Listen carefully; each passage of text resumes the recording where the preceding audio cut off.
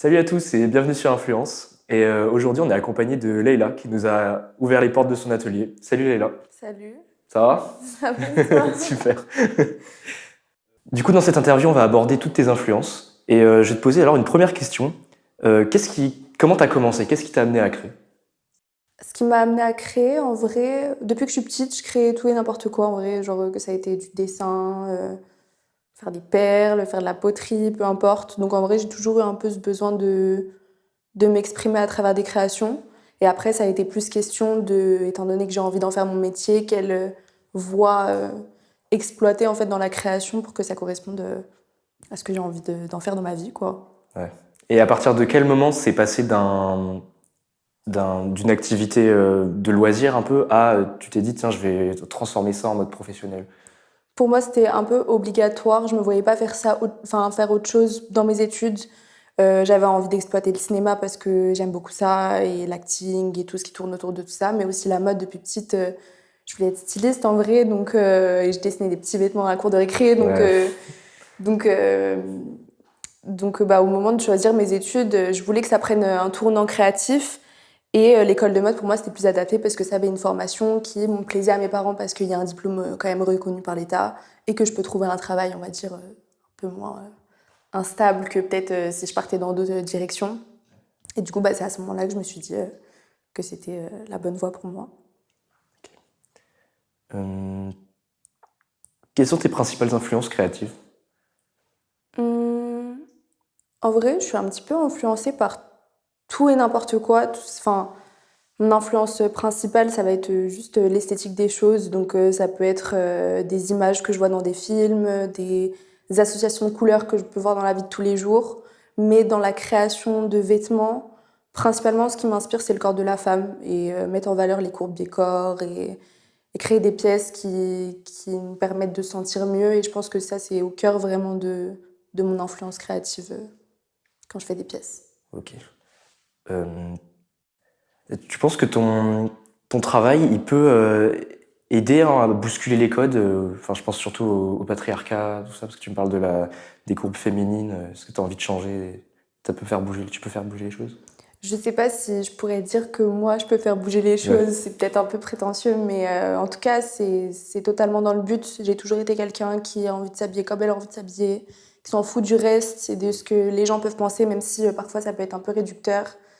Et justement, pour moi, les pièces que je crée, et de manière générale, la manière dont j'aime m'habiller, c'est des tenues qui font ressortir un peu la force qu'on a en nous et c'est comme une armure, une carapace, donc forcément, après, je me sens intouchable quand je porte mes vêtements et j'ai envie de partager ce feeling-là. Donc, Ouais. si je peux aider des femmes à s'assumer telles qu'elles ont envie de s'assumer, totalement.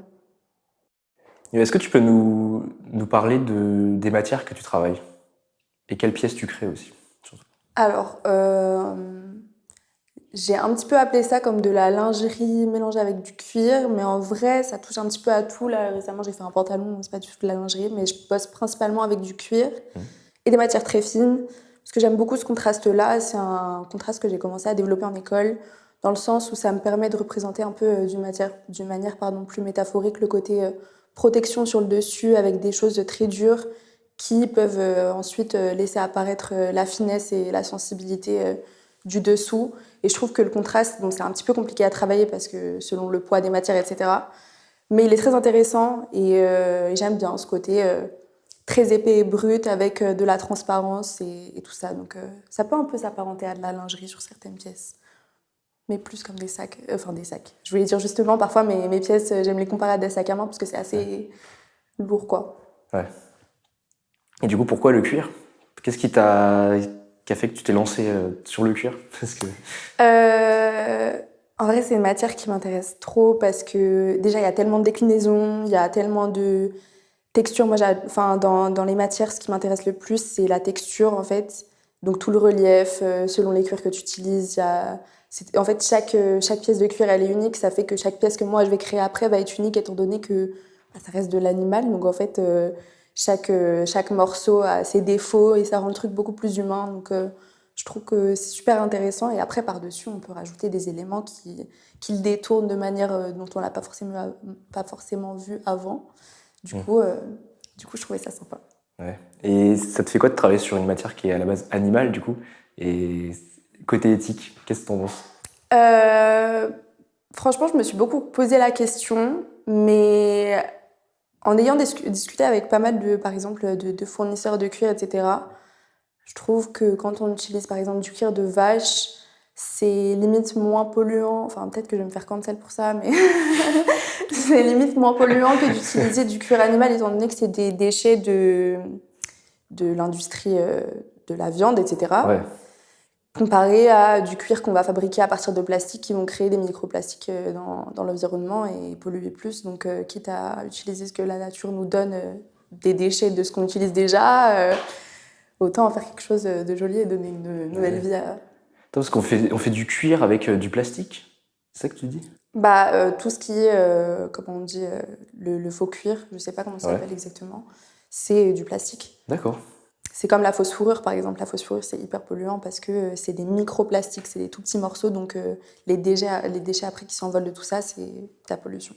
Ouais, ok. Et t'envisagerais de travailler d'autres matières ou pour l'instant t'es full cuir? Non, franchement, moi, je suis ouverte à tout. J'aime beaucoup le denim. J'ai beaucoup travaillé le denim aussi parce que, pareil, c'est une matière qui se détruit facilement et avec laquelle on peut faire beaucoup d'effets de matière. J'aime bien faire des effets de matière avec les produits que j'utilise. Mais je suis un petit peu ouverte à tout. C'est vrai que j'aime bien les matériaux un petit peu, comment dire, Brut. expensive. Ah oui, ok. Genre, tout ce qui est bah, la dentelle, la soie, le Ah oui. mèche, la transparence, mais le cuir du coup aussi. Hmm. Pourquoi pas du denim? Enfin bref, y a pas de limite en vrai. Ouais. C'est ça qui est dingue dans ce domaine, c'est que tu fais ce que tu veux avec tout. Enfin, Ouais, tu peux c'est même vraiment dingue. utiliser des déchets et en faire un truc cool, hein. Genre, pas forcément utiliser des matières qui sont vendues pour faire des vêtements, mais, Ouais. mais le tourner. Même j'ai fait de la cotte de maille, genre utiliser du métal, je trouve ça Ah trop ouais? cool. Ouais. Le chevalier. Et sur tes pièces, tu travailles avec d'autres artisans ou c'est vraiment des. Comment dire, j'imagine les boutons, est-ce que tu les achètes à l'unité ou est-ce que tu les commandes? Parce qu'il y a un travail Euh, d'équipe, c'est ça que je veux dire? Il n'y a pas vraiment de travail d'équipe. En Ouais. vrai, je suis principalement toute seule, à part sur des détails comme mes étiquettes qui sont gravées dans du métal. Là, je Ah les ouais. fais graver par un artisan sur Etsy qui m'envoie ça. Sinon, c'est principalement moi. Je commande ou j'achète dans la vraie vie chez mes fournisseurs et puis voilà quoi. Mais totalement ouverte à faire des collaborations avec d'autres artisans. Je trouve ça cool de mélanger genre deux Ouais. univers sur des matières par exemple. Du coup, pour rester sur tout ce qui est fabrication, tout ça, comment tu décrirais ton approche du design et de la fabrication? Hum, En vrai, ça part d'une idée qui a sûrement mûri dans ma tête. Enfin, au début, je pense que je vais avoir une inspiration ici. J'ai un album entier dans mon téléphone avec une énorme quantité de trucs que je screen tout le temps. Ouais. Donc, ça va être au fur et à mesure du temps. Dans ma tête, je pense que ça va s'associer ensemble. Et au bout d'un moment, je vais avoir le début d'une pièce que du coup, je vais essayer de réfléchir un peu plus pour la développer vraiment en tant que pièce fonctionnelle, on va dire, un vêtement qui se porte vraiment. Et après, à partir de ce moment-là, bah, c'est le processus de création, patronage, test matière, couture, tout ça. Ouais, tu peux te dire plus de détails sur ton processus de fabrication? Du coup, bah, ça commence en général bah, par une idée comme ça. Je la développe en général en dessin pour vraiment avoir une vision claire de, par exemple, comment ça va être vraiment de face, de dos, de profil, la manière dont ça s'enfile, dont ça se resserre, par exemple. Et ensuite, trouver les matériaux correspondants, faire les patronages. Moi, je bosse beaucoup en moulage sur mannequin, étant donné que je fais beaucoup de pièces près du corps. Ouais. Sinon, après, il y a d'autres techniques de patronage, mais moi, je préfère sur le mannequin, ça me permet de me rendre compte vraiment de quelle allure ça va avoir sur un corps. Et après, bah, la coupe, les essais en toile, faire dans la vraie matière. Après, il y a des petits ratés, du coup, on refait et on refait jusqu'à ce que ce soit bien. Ouais, Et voilà. ok. Et après, shooting, et là, c'est fun. Ouais, la meilleure partie. C'est moins prise de tête. Ouais, ouais, c'est sûr. Et justement, tes pièces, ça marche comment? On te les commande et tu fais ce que le client veut ce qu'il veut? Ou c'est toi enfin, on te commande et tu dis, bah, je vais faire ça, machin. Comment ça se passe? Alors, moi, je développe des pièces. Ça veut dire que du coup, après, elles sont disponibles en commande. Je peux les faire sur mesure. Étant donné que je fais tout à la commande, ça peut être fait sur mesure, comme dans des tailles standardisées, si la personne a la flemme de prendre ses mesures et tout. Et après, il y a des projets où on me contacte pour une pièce custom. Et dans ce cas, je peux discuter avec le styliste, par exemple, ou l'artiste en question, sur ce qu'il aimerait, sur les détails qu'il envisagerait. Et en général, ça part toujours de pièces qui sont déjà existantes de ma part et qu'après, je peux adapter à la clientèle. Ça dépend de la demande. Sinon, c'est juste, je veux t'acheter cette pièce, bah, je te la fais en ta taille et c'est fait à ta commande. Et voilà. Et du coup, là, t'as quand même enfin, j'imagine que ton réseau de clients, tout ça, c'est dur à former. Ça a pris du temps quand même. Ça a pris du temps, ça prend toujours encore beaucoup de temps. Ouais. Je suis encore loin du but. Ouais. Mais parce qu'en vrai, c'est un peu compliqué parce que déjà, l'univers dans lequel je suis, il est assez spécifique. C'est pour une certaine clientèle. On va dire c'est plus pour déjà des femmes qui ont envie de porter ce genre de vêtements. C'est pas toutes les femmes qui portent des vêtements qui sont autant sexy et tout. Ouais. Et Surtout la côte de maille. donc en général, c'est souvent des artistes qui portent ça pour de la performance, pour de la scène et tout. Et puis même au-delà de ça, une fois qu'on a trouvé, parce que je trouve enfin il y a des gens qui me follow qui kiffent l'univers, mais après c'est aussi question d'avoir le budget, étant donné que tout est fait main, avec des matériaux qui coûtent plutôt cher. C'est assez dur de trouver sa clientèle. Donc petit à petit, ça se fait. Ouais. Faut juste pas lâcher le truc. Petit à petit, l'oiseau fait son nid. Exactement. Tu nous parlais d'artistes tout à l'heure. Tu peux nous dire avec quels artistes tu as travaillé? Du coup, je travaille directement plutôt avec leur styliste. Ouais, l'intermédiaire. Qui après me met en relation, enfin, qui eux utilisent mes pièces pour les placer sur les artistes.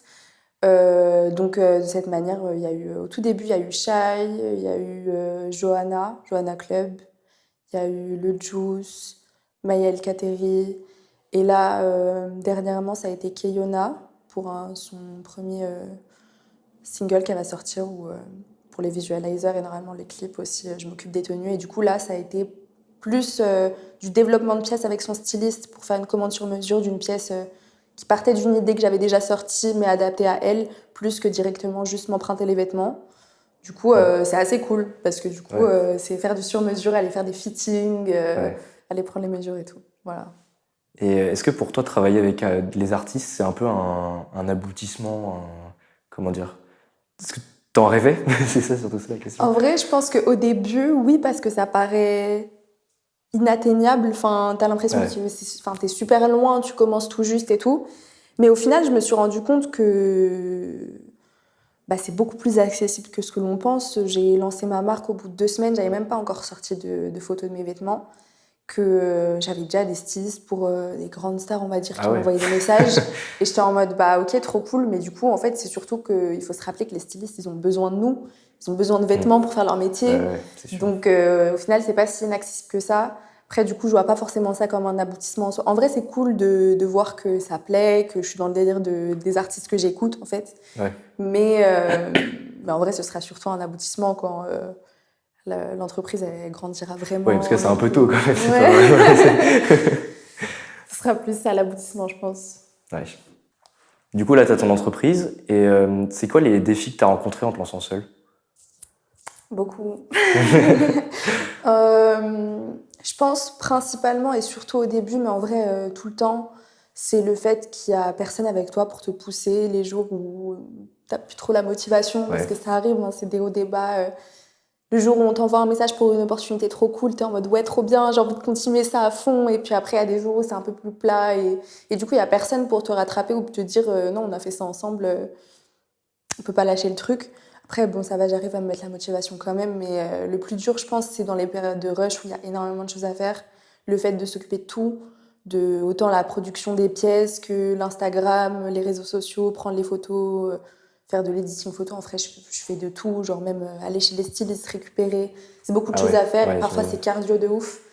Et ce serait plus pratique d'avoir quelqu'un avec soi. Mais d'un autre côté, je me dis que étant seule, ça me permet de plus vite passer à l'action et de moins avoir besoin de peut-être m'adapter. Après, c'est peut-être pas très bien de penser comme ça, mais moi, j'aime bien avoir une idée et la faire comme Du coup, comme je pensais, quoi. t'as 100% le contrôle de la Ouais. création, quoi. Ouais, c'est ça. Et j'ai envie de me lever à minuit, faire un shooting ou lancer une nouvelle pièce. J'ai pas besoin d'attendre que ma collaboratrice elle valide ou. Non, c'est que moi. Et en parlant de temps, tu passes combien de temps sur une pièce? Enfin, j'imagine que ça change en fonction du Ouais, type. ça change grave. Là, par exemple, la pièce que j'ai fait à Cliona, c'est une robe qui était très longue à faire parce qu'il y avait beaucoup de couture à la main sur du cuir. Donc, on a dépassé les 100 heures, je crois, de Ah ouais. travail. Mais après, en général, sur des petites pièces, ça va être 25-30 heures. Ça dépend. En vrai, ça dépend beaucoup. Ouais, ok. Tu as travaillé avec des artistes, notamment Shai. Est-ce que tu peux nous expliquer comment ça s'est passé de la prise de contact à je vais faire un vêtement pour Shai, quoi. En gros, ce qui s'est passé, c'est que... En vrai, c'est assez marrant parce que c'était pas du tout prévu, dans le sens où, en gros, j'étais en contact avec sa styliste qui souhaitait m'emprunter une pièce, du coup, pour un shooting qui n'avait rien à voir et qui était très cool aussi. Et du coup, le jour où j'y vais pour lui déposer la pièce, c'est son assistante qui la récupère. Du coup, elle me dit, ouais, tu sais, c'est pour Shai et tout. Et je suis en mode, bah non, c'est pour un shooting qui n'a rien à voir. Mais je savais qu'elle bossait avec Shai, mais je savais que c'était pas pour ça. Et bref, et du coup, moi, je suis en mode manifestation, j'écoute quand même des sons de Shai, je me dis, Bélec, ça le fait et tout. Et bref, sauf qu'après, je vois que le shooting, il s'est fait, que ma pièce, elle a été utilisée. Je me dis, la meuf, elle a dû tout mélanger, c'est pas grave et tout. Et quelques jours plus tard, je vais voir mes potes et genre, je suis sur Insta et je vois genre la story de Shai, elle porte mon haut. Et je suis en mode, ok, trop bien, d'une paire de coups, je suis aussi dans le shooting, elle a utilisé mon top, donc c'est trop cool. Et du coup, en gros, c'est comme ça que ça s'est fait, c'était pas du tout prévu à la base. Ok. Mais, les étoiles, elles étaient alignées. Ah ouais, ça c'est Saturne qui est avec Jupiter. Ouais. Et même au début d'interview, tu me parlais de shooting. Enfin, je pense que c'est important pour toi un shooting. Enfin, c'est comment dire. Enfin, c'est un peu la pièce centrale un peu de ton travail parce que sinon on peut pas voir. Mais j'ai l'impression que tu mets beaucoup l'accent sur le shooting. Ouais, en vrai, en fait, ce qui m'intéresse principalement dans la création, c'est l'esthétique et l'image. Le vêtement, c'est bien, mais pour moi, c'est une partie du puzzle. C'est juste que j'ai Ouais. un petit peu envie de tout faire. Donc, forcément, j'ai envie de faire les vêtements qui sont dans le shooting, qui vont être présentés ou alors dans la vidéo, parce que j'aime bien la vidéo aussi. Et ça me permet de donner un contexte aux vêtements et pas juste une pièce sans rien autour. Du coup, en vrai, je m'éclate trop sur les shootings. J'aime trop en faire. Donc, forcément, c'est la partie fun, quoi. Ouais. Et tu fais appel à des photographes du coup ou c'est toi qui les fais toi-même? Ça dépend. Je bosse avec des photographes, comme là, le dernier, c'était moi qui l'ai shooté, parce que en vrai, j'aime bien éditer les photos et j'ai une idée assez précise à chaque fois de ce que je veux. Donc, parfois, c'est plus compliqué de la transmettre Ouais. que de le faire soi-même. Mais il y a d'autres fois où je suis juste en mode, je kiffe l'univers d'un photographe ou d'un vidéaste et ça se mélangerait super bien. Du coup, la collaboration, c'est aussi très cool, genre. Les deux se font. Et c'est quoi ta pièce préférée du coup? Celle dont t'es le plus fier? Hmm. Il y en a 3. En vrai, je peux pas choisir qu'une. En vrai, la première que j'ai sortie, forcément, c'est une de mes préférées parce que c'est celle qui m'a lancée. C'est le Ariel Top, qui est juste là. Je sais pas si on le voit. Mais du coup, je pense que j'en étais fière parce que c'était compliqué au début en lançant le truc de savoir par quoi commencer pour transmettre l'image que j'avais envie de transmettre, tout simplement.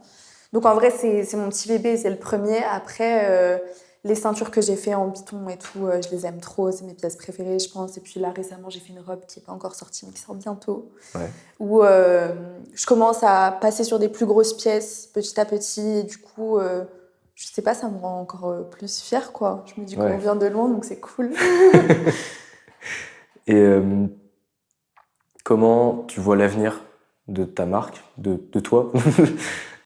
En vrai, en me lançant, je me suis dit... En vrai, je me suis lancée surtout parce que j'avais fini mes études et je m'étais dit que... il y avait moyen que ça marche, peut-être qu'il y avait du potentiel et surtout si je le faisais pas, il y avait moyen que je le regrette. Du coup, j'étais en mode je le fais au culot, je sais pas ce qui va se passer, mais on verra bien. Et du coup, dans cette démarche-là, je me suis dit que je me laissais 5 ans pour exploiter le potentiel à fond et voir où est-ce que ça m'amenait. Et au bout de 5 ans, je prendrai la décision de est-ce qu'on continue, est-ce que ça vaut le coup, est-ce que j'en ai marre ou quoi. Ouais. Donc en vrai, pour l'instant, c'est incertain, mais dans mes rêves les plus grands, c'est un empire. Hein. Ok. Et est-ce que tu as un objectif? Mon objectif, je pense, c'est vraiment d'acquérir ma stabilité d'entreprise avec des employés, faire tourner le truc comme il faut, avoir des gens présents dans les pôles différents que j'exploite, que ce soit réseaux sociaux, images, créa, tout. Et avoir une belle équipe et pouvoir offrir un espace aussi à d'autres créatifs qui partagent une vision similaire à la mienne, de pouvoir s'exprimer dedans et que ce soit fait dans des jolies conditions, Ouais, avec du love et que ce soit mignon, quoi. que du love. Exactement. Est-ce que tu aurais une définition de la réussite en tant que créatrice indépendante? Hum, Ça aurait pu être la perfection, mais t'y arrives jamais. Donc ça, c'est juste un peu de frustration.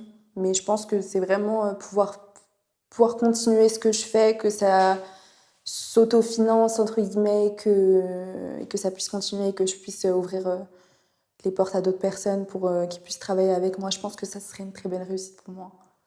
Ouais. Que ça devienne vraiment un environnement général et qu'on puisse pousser vraiment toutes les parties du truc. J'aimerais trop avoir vraiment un pôle vidéo où il y a vraiment plein de gens qui Ah bossent sur la ouais. vidéo, d'autres sur la photo, d'autres dans la créa, un atelier rempli de modélistes. C'est le Ouais. rêve. Je pense que là, je me sentirais réussie. Ouais. Et ouais, du coup, tout ce côté photo, shooting, vidéo, est-ce que du coup ça influence forcément la fabrication d'une de tes pièces, enfin les pièces que tu as en tête? Hum, Pas forcément. Je pense que justement, je crée l'image de la photo autour. De toute Ah ouais. manière, toutes mes créations, ça part d'un feeling. Et vu que c'est sincère à mon ADN de créatrice, les deux, ils s'allient forcément et ça fait sens ensemble. Donc, pardon. Donc, euh, donc, je commence par la pièce, le vêtement, parce que sans vêtement, je peux pas faire de shooting. Et après, très vite, ça se relie et j'ai des idées pour les shootings et ça va très bien ensemble. Ouais. Normalement. Ouais. Est-ce que pour toi, le monde de la mode, c'est un milieu que tu trouves ouvert ou assez fermé quand même? Hmm, Faut se faire sa place. Ouais. C'est pas nécessairement ouvert parce qu'il y a beaucoup de concurrence et c'est très prétentieux. Mm. Mais une fois que tu montres de quoi tu es capable et que tu trouves tes gens, enfin, faut pas non plus se laisser atteindre par ceux qui se pensent être meilleurs que toi. Donc c'est une question de s'imposer plutôt. Parce que les gens, ils vont pas te laisser te faire ta place nécessairement. Ouais. C'est un petit peu pétassant. Et tu penses que les études dans ce milieu, elles sont nécessaires pour justement s'imposer ou pas? Non, c'est pas nécessaire. Maintenant, moi, je sais que si je les avais pas faites, j'aurais pas réussi. Après, Pourquoi? parce que c'est technique. Après, ça dépend Ouais. de ta manière de travailler. Moi, j'ai pu comprendre que, en vrai, ça m'a aidé après, après faire l'école, de comprendre que c'était pas forcément obligé que ce soit super scolaire ta manière de travailler. Et moi, j'étais pas du tout scolaire, c'est pour ça qu'au début, je galérais. Maintenant, tout ce que ça m'a appris, les manières de travailler, c'est pas négligeable. Mais je trouve que l'école, ça formate un petit peu trop au niveau de ta manière de créer, dans le sens où ça t'impose des processus créatifs et des manières de travailler, alors que pour des gens comme moi qui sont pas nécessairement scolaires, parfois c'est juste le freestyle qui fonctionne. Ouais. Et, et voilà, c'est une question de détermination, je pense, plus qu'autre chose, parce que tu peux faire une école et pas avoir de déter et pas réussir, comme tu peux ne pas en faire, apprendre avec des tutos YouTube et juste en essayant et ratant et réessayant, et tu auras des meilleurs résultats peut-être. C'est différent pour chacun, je pense. Ouais. Est-ce que tu aurais des collaborations, des projets à venir dont tu voudrais nous parler là? Petite exclu. Il y a toujours des projets à venir. Déjà, moi, toute la marque, c'est un projet à venir constant, étant donné que je bosse pas en collection, c'est des pièces qui drop tout le temps, donc il y a Ouais. toujours des nouvelles choses qui arrivent. Et après, les shootings qui s'en suivent, où j'essaye de faire de faire en sorte que le shooting, ce soit un projet à part entière aussi. Après, du coup, il y a une collaboration avec Keyona qui sortira, je pense, en mars. Donc ça aussi, c'est à venir. Le développement des pièces pour l'été, pour la fin d'année, des collaborations avec d'autres potes à moi qui sont artistes, avec qui on va mélanger un petit peu les univers. Et là, une exposition à laquelle je vais participer le 8-9 mars. D'ailleurs, venez. Mais sinon, en vrai, ça pop un peu de nulle part tout le temps. Parfois, c'est des propositions du jour au lendemain. Oui, j'ai besoin de tes pièces demain pour tel shooting, pour truc, pour tel Ah ouais. artiste. Donc, tu peux pas forcément toujours prévoir à l'avance ce qui se passe. Mais il y a toujours plein de trucs. Faut rester connecté. Et t'aimes bien ce côté un peu au jour le jour, du coup? Ouais. Je pense que c'est ça qui me permet de pas m'ennuyer. Parce que moi, la routine, j'arrive pas. Sinon, j'ai besoin. Enfin, parfois, c'est un petit peu dur parce que du coup, tu peux avoir une période où il se passe rien pendant un mois et en 10 jours, il se passe plus qu'il s'est passé en 3 mois.